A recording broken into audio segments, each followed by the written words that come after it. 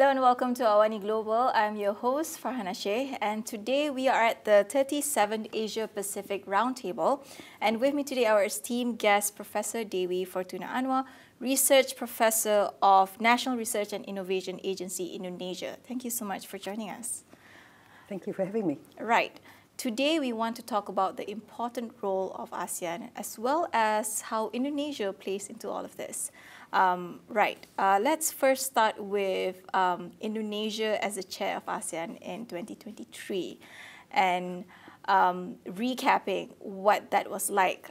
What do you think Indonesia brought to the table, and how do you see the growth in Indonesia's role in ASEAN? Well, as you know, Indonesia was one of the co-founders of ASEAN. Right. And as the largest member of ASEAN, even with the expansion of ASEAN membership, Indonesia remains by far the largest member of ASEAN. It is seen to be the natural leader of ASEAN. ASEAN, of course, is based on equality. The chairmanship rotates every year, but there is an expectation that Indonesia gives something extra to ASEAN, particularly when it comes to the intellectual developments. If you look at the various ASEAN milestones, the first summit in 1976 took place in Indonesia and Bali. That came up with the most important regional code of conduct, namely the Treaty of Amity and Cooperation in Southeast Asia. The ASEAN Community Agreement was reached in 2003, but Indonesia was also a chair. And Indonesia was instrumental in pushing for the elevation of ASEAN political security cooperation into ASEAN. So the one of the pillars of ASEAN community is ASEAN political and security pillar that's very much pushed for by Indonesia. Then the talks about in the ASEAN Charter, Indonesia as a newly democratic country pushed very hard for the inclusion of the new values, universal values recognized by ASEAN, namely democracy, human rights, rule of law, to work alongside the all ASEAN values of non-interference in each other's internal affairs, for example. So, and Indonesia is very strongly pushing for that, transformation of ASEAN. First the ASEAN Charter itself, and then introducing new values. And of course, even though ASEAN was not chair at the time, in 2018, it came up with the initiative on Indo-Pacific, the ASEAN Outlook on Indo-Pacific, which was adopted in 2019 when the chair was Thailand. But we know that Indonesia is really behind this. So it has played an important role in promoting various ASEAN milestones, achievements. So there was always this expectation that when Indonesia chairs the ASEAN chairmanship, it will come up with something big, something outstanding, like in the past, like right. 76, 2003, and 2011, this ASEAN within the global community of nations, so pushing for ASEAN centrality in managing relations with external powers. So there was a lot of, in fact, too much expectation, I would say, that under Indonesian chairmanship we'd solve the South China Sea crisis, right. that we will solve the Myanmar crisis. Of course, that didn't happen, so there are also some disappointments that we'll come up with concrete ideas about the ASEAN outlook on Indo-Pacific, and there's been some criticisms. But I think there have been some gains. Quiet diplomacy in Myanmar has been criticized, maybe it's too quiet. But some movement forward. But we are now operating in a very challenging external environment, with a heightened tension between the major powers, the US-China rivalry, the heating up of the tension in the South China Sea, and then the Myanmar issue going from bad to worse, from the coup d'etat to a full-fledged civil war. And then we have the international crisis, the continuing Russian attacks against Ukraine. And then now, before that dust is settled, then we have the Gaza crisis. And Indonesia and ASEAN, are clearly very, very engaged in all of this as well. Right. And we want to touch on some of these geopolitical tensions and how ASEAN fit into all that as well, and the quiet diplomacy that you mentioned just now. But first, let's focus on Indonesia for a while in terms of, you know, having new leadership, for example. Prabowo was just recently elected, and I'm pretty sure, you know, this new era of leadership brings about, you know, different changes, different strategies, especially when it comes, you know, to the context of ASEAN. How do you see, you know, the direction of the administration going, and how do you think it will impact ASEAN and the region as a whole? Yeah, it's not just Indonesia that has just elected a new leader. Bapak Prabowo will be sworn in on the 22nd of October. But then, you know, the Philippines also elected President Marcos Jr., Ferdinand Marcos Jr. And then Singapore has just got itself a new prime minister as well. In Cambodia, it was last year, you know, from Hun Sen to his son. Yes.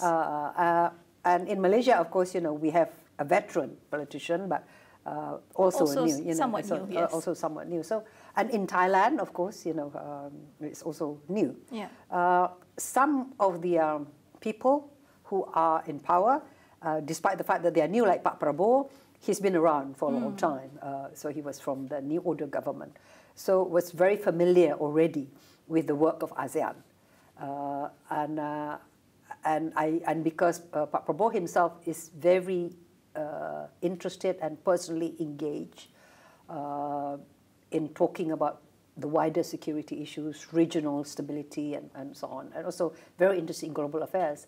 I imagine that President Prabowo will be much more active personally also in foreign policy compared to Pak Joko Widodo, whose interest in foreign policy was limited to, say, economic diplomacy. Right. As a businessman, he did not really, he has not really paid too much attention to the wider global affairs or multilateral affairs.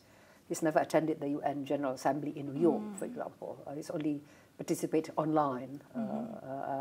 So I imagine that Pak Prabowo will be much more personally interested and engaged. Yeah, especially with his background, especially you know, with in his the military, background, and also, you know, being schooled in Malaysia as well. So yeah, so he knows the region very well, and he knows Malaysia very well. And as I said, you know, because part of the New Order government, which of course, you know, under President Suharto, Indonesia, together with Malaysia and Singapore, the Philippines and Thailand, you know, created that early ASEAN, that commitment to good neighborhood policy. Yeah. Pak Prabowo, every so often, whenever he talks about foreign policy, he emphasizes about the importance of good neighbor policy.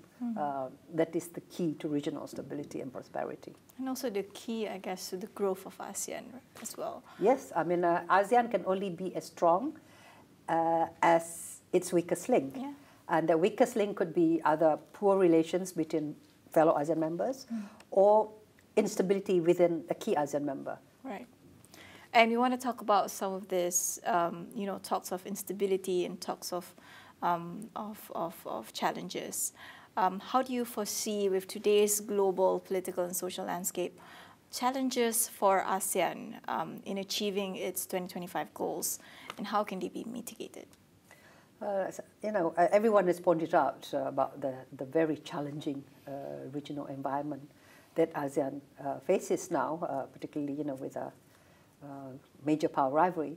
But as many also speakers on ASEAN say, you know, ASEAN was born in the middle of the Cold War, when the region was engulfed in a hot war, the Vietnam War, and the ideological divisions, and, you know, great power rivalry. So this is nothing new. Yeah. nothing new. For They've been at the crux of everything, navigating the major power rivalry is nothing new for ASEAN. But the challenges, of course, continue. In the past, ASEAN was quite modest in its ambition. Our ambition then was to ensure our own internal stability, our own internal economic development, to ensure stability and good relations among neighboring countries. ASEAN did not then have an ambition of being central or being in the driver's seat for managing relations with external powers. Right. You know, we talk about the zone of peace, freedom, neutrality, where we tried to say, you know, just leave us alone, you know, so that we can get on with our own development. So it was more trying to insulate ASEAN from outside problems. But now, we realize about the indivisibility of their regional and global dynamics. And if ASEAN wants to be stable, we need to be equally engaged, and we need to manage also relations with great powers. We don't want simply to be objects of great power machinations. We want to be subjects of our own destiny. And so the bigger the ambition, it also means that the bigger the responsibility for ASEAN. And at least, you know, this has two dimensions. Internally, it means that ASEAN has to have its own house in order. We need to show greater cohesion. We need to show that we are capable of becoming, you know, the fulcrum, the primary regional convener, beyond simply, you know, an event organizer. And outside, it means also that, you know, what ASEAN has to offer is relevant to the issues of concerns to the great powers. Otherwise, they will just pay lip service to ASEAN centrality, but then go on with their own business. So that means, you know, I don't think that ASEAN has any pretension to solve great power rivalries. But what ASEAN can do is continue to be an honest broker, to provide a forum where everyone is comfortable, and to ensure people that, you know, that there is there is a counter universe. Not just a zero-sum game universe where everybody views each other with suspicion, but there's also a universe which is much more constructivist, where, you know, we look at the world in a more positive sum game manner and in a more inclusive manner. And I think that despite the differences between ASEAN countries, different foreign policy orientation, some are closer to Beijing, some are even some closer to Washington at the, you know, at the country level. Within ASEAN, I think that we have to be committed to the ASEAN strategic autonomy, that ASEAN should show solidarity, you know. We may have differences, but I think that we need to prioritize regional cohesion and regional solidarity as well. So strengthening the ASEAN unity, basically. Strengthening the ASEAN unity.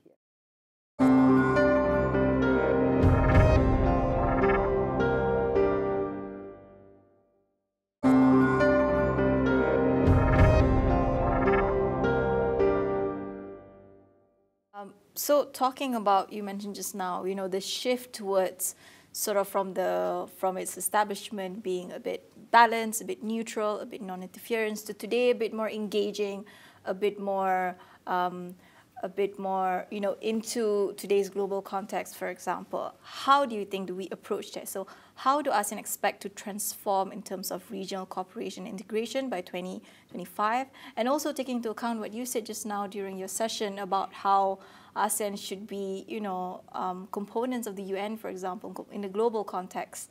How do we integrate ourselves to have a bit more global influence? We need to take ourselves seriously. If we want others to take us seriously, we need to go beyond formality of meetings, that ticking the box, you know. It's my turn to be ASEAN chair, and then we, you know, and then we just go through performative activities. And I think we need to be much more substantive. It's true that each ASEAN chair will try to have its own agenda, try to set its own mark, but cohesion, coherence, sustainability of policy is also very important. You know, it's very important not to have hit and run policies. You know, you just throw it into the pan, and then, you know, there's a flash, and then next, you know. ASEAN's achievements should go beyond joint communiques. We need follow through and follow up, and we need to ensure accountability also. You know, and this means that, you know, ASEAN is not just a government effort. As you know, it's a whole of government and whole of people effort. So ASEAN also needs to be meaningful to the people of ASEAN. The ASEAN identity is beyond. It has to go beyond beyond the dialogue, beyond singing and food and films. You know, but there is a sense of common destiny, and to see that particularly among the young people, the ASEAN Foundation survey every so often will come out with a survey about how ASEAN people, particularly among the young students, you know, see ASEAN. And it's surprising that the regards for ASEAN is higher among the ASEAN new members. While among the older members, the young people are becoming too a bit disengaged. Disengaged. They don't really understand the ASEAN they're identity. taking ASEAN for granted. Because among their older members, because Indonesia, Malaysia, Singapore, there's so many things going on at the same time. So ASEAN is just one thing, and say, oh yeah, ASEAN, but there's not much deep-seated connection to it. So for this, we should not blame them. We should blame the the ASEAN policymakers and so on. How do we engage the younger people? What kind of activities that ASEAN need to promote to make it meaningful to the daily life of the ordinary ASEAN people, particularly among the younger generation? So before we talk about managing other people's lives, about resolving conflicts outside of ASEAN, how do we make ASEAN really, really, into an ASEAN community? So even if there's no US-China rivalry, even if there's no South China Sea issue, whatever, we still need ASEAN. The dynamics among the ASEAN members, Indonesia, Malaysia, Indonesia, Singapore, Malaysia, that will continue between Thailand and Vietnam, Thailand and Myanmar. So we need, if we haven't had ASEAN, I cannot imagine what will happen, what would have happened to the region. The competition, the conflicts, the wars that will continue, that mark other parts of the world, will continue to engulf us. So we have been very successful, but we cannot simply sit on our laurel, especially, as I say, with the new leaders coming, with a younger generation coming. The ASEAN needs to be so dynamic that we need to continue to reinvent ourselves. Right. Especially to fit in today's context, today's global political landscape, amid global tensions. Talking about that, over the years, ASEAN has played a role in, if not mitigating, but navigating towards conflict. And in today's, like you mentioned just now, in today's landscape, there's conflicts everywhere. Everywhere we turn our eye, there's conflict in most regions. So how can ASEAN, especially taking into account Myanmar, for example, with the 5-piece plan that critics have said have not bear fruit, as of this time, and with Israel-Hamas, for example, Ukraine, for example, how can ASEAN enhance its role in addressing regional and also global conflicts? Yeah. Clearly, our priorities will be the problems in our own region. Myanmar becomes a major issue for us, because how can we ensure, the realization of ASEAN Vision 2025, an ASEAN that is resilient, prosperous, stable, if one of our key members is engulfed in a civil war, which does not only impact the Myanmar people, but impacts regionally as well. I know Malaysia is home to so many forced migrants from Rohingya, and Indonesia too, and we continue to see people being lost at sea. So, the Rohingya issue is something that needs to be resolved alongside the, as part of the Myanmar political settlement. So this is not just an internal issue for Myanmar. If I remember, Datuk Sri Anwar Ibrahim, long before he became Prime Minister, when he was Deputy PM, in the 1990s, when he was Minister, he already talked about the importance of constructive engagement, that non-interference should not be used as an excuse for ignoring the blatant human rights violations in a neighboring country, for example. That non-interference is not an excuse for indifference. So the Malaysian leader is one of the most outspoken leader within ASEAN who wanted to change ASEAN's no hands-off approach. When we see that when serious violations take place in our neighborhood, we must show that we are concerned about it in a way that is respectful. So at the end of the day, the civil war in Myanmar has to be resolved by the people of Myanmar themselves, but ASEAN will have to play a role, particularly first in the humanitarian assistance. ASEAN has a very important role to ensure that aid, the humanitarian assistance can be sent to all the groups in Myanmar, and that the junta does not stop the delivery of whether it's international aid or whether it's done through ASEAN. And then, of course, the constructive dialogue that the ASEAN needs to do to meet with all the different stakeholders. The Indonesian chair has already started with its Office of ASEAN Envoy, and the Indonesian envoy has met with the various stakeholders, and I hope that this will be continued by the Laotian and by Malaysia. The most important thing for ASEAN is not to contradict each other. There may be different approaches from different countries. Some countries, for example, like Thailand, the military in Thailand has very good connections with the military in Myanmar, and they want to have a more direct engagement with the junta, while Indonesia and Malaysia probably are much more cautious and say, we cannot give recognition to the junta, but we need to reach out to the other parties as well, to the NUG and to the various states groups as well.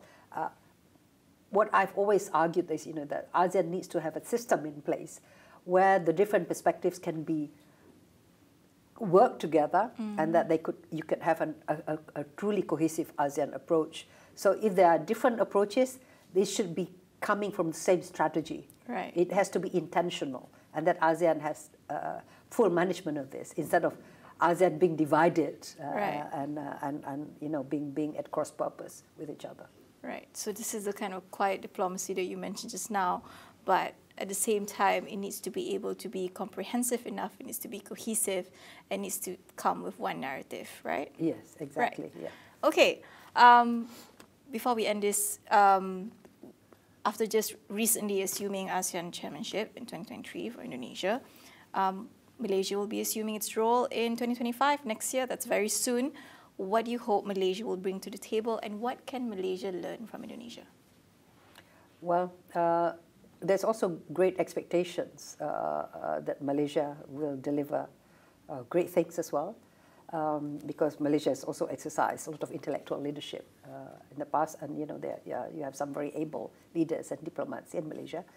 On the Myanmar issue, there is an expectation, particularly given the fact that Malaysia is directly impacted by the Rohingya issue, more attention to the forced migration issue. We hope that Malaysia will be able to push for ASEAN paying more attention to the Rohingya issue, to the forced migration issue, that at the moment, forced migration is a term, it's not really used by ASEAN yet. Right. So ASEAN uses different terms like refugees, asylum seekers, human traffickers, and so on. And forced migration could be a useful and neutral term, which covers whether it's people who have been forced to flee their countries because of persecution, or because of climate change, or because they've been trafficked, for example. So we need to adopt a common language that could be more neutral and more comprehensive. Because usually when you say refugees and asylum seekers, people back off. Yeah, exactly. So we need to adopt a more neutral term. Right. And secondly, at the moment, ASEAN tends to look at this forced migration issues only from the criminal angle, the human people trafficking, people smuggling, not looking at the root causes and not looking at them as victims. Right. Yeah, they have been forced out of their countries. They've been put in very intolerable positions in refugee camps, and they've lost their lives at seas. So, we need to have a much more victim perspectives, the human rights, the humanitarian perspective. So, and we need to have a much more coordinated regional response. This is not just a problem for Malaysia or Indonesia. Right. Where is the place of ASEAN here? And other countries look, where is ASEAN? Right. I mean, this is definitely something that needs to be highlighted, not just during ASEAN summit, not just during bilateral meetings. It's an everyday thing that people go through, and it's an everyday thing that that countries in ASEAN have to face, forced migration, refugees, asylum seekers coming into the country. So it's definitely something that needs to be highlighted, and we hope that Malaysian chairmanship will do that with the guiding light of Indonesia as well. Right, I think that's pretty much it for our session. Before we end this, what is your hope, brief, what is your hope for ASEAN 2025? Well, I do hope that, ASEAN will continue to be vibrant and to be more cohesive, to be relevant despite all the challenges and the emergence of various minilaterals. ASEAN's inclusive regional architecture, the fact that ASEAN provides a forum where everyone is comfortable, will be appreciated, and that ASEAN will thrive even more, for the next 50 years, 100 years, Right.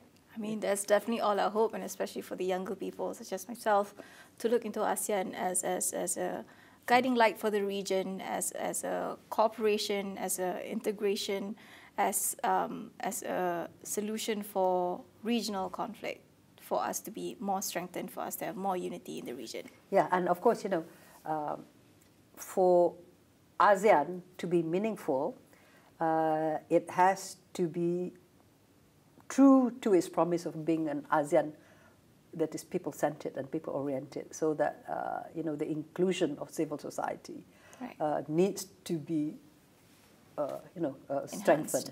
Yeah. Right. That's all the time we have. Thank you so much, Professor, for joining us. There you are, ASEAN 2025 for Malaysia chairmanship next year. We are very excited for that. That's all the time we have. Thank you so much for watching. I'm Fanashi. Tune in again.